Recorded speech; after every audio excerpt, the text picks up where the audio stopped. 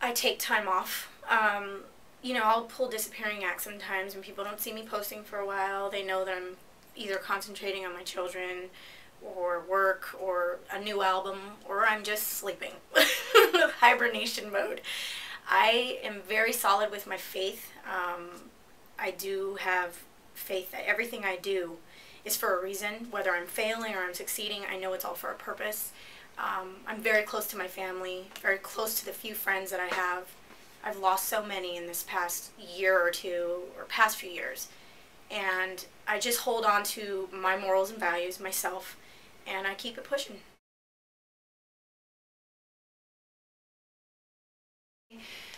My father's mother and father met at a bar, and my grandfather was playing at the time. He was sitting in at a gig and playing his bass guitar, and I guess my grandma was attracted to him because she, you know, wanted a Latin lover.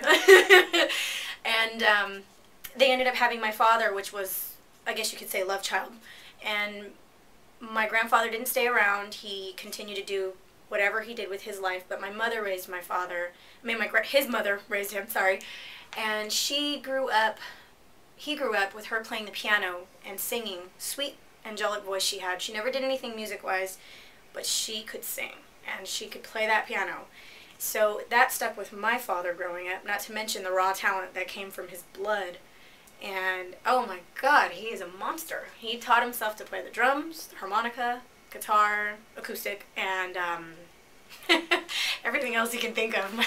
I can't play an instrument for anything, but my father can, and my brother. Your brother, Jordan, he's pretty gifted, right, musically? Very gifted. And you've worked with him, or he's worked with you, rather, on your album. Yes, I never put him on the first two albums. It just wasn't the right timing. We couldn't make it happen. And I believe that, like I said, my faith, I believe that he was put on this album at the time now because I needed him. We were raised to know that all we have is each other. And we may fight, we may argue, but that's my heart right there. And he really came in on a song, particularly War of Words, because he knows all the hate that I feel, that people spew at me, and he just had my back, you know, and he went and he ripped it. And he's not even a rapper, neither am I, but we had fun with it, and that's the whole point of music, is having fun, and people love that song. They love it. And then he blessed me with Somebody Please playing the guitar, which is his real nature of music, because I couldn't see putting anybody else with me on that song, you know. If I was going to redo an oldie, which is a very sensitive issue, I want people to like it. I don't want them to say, oh, you ruined it. I put my family with me on it. We sure did. All we heard was music. I didn't know anything different. I would go to my friends' houses and think that they were going to bust out a guitar in their family and start playing.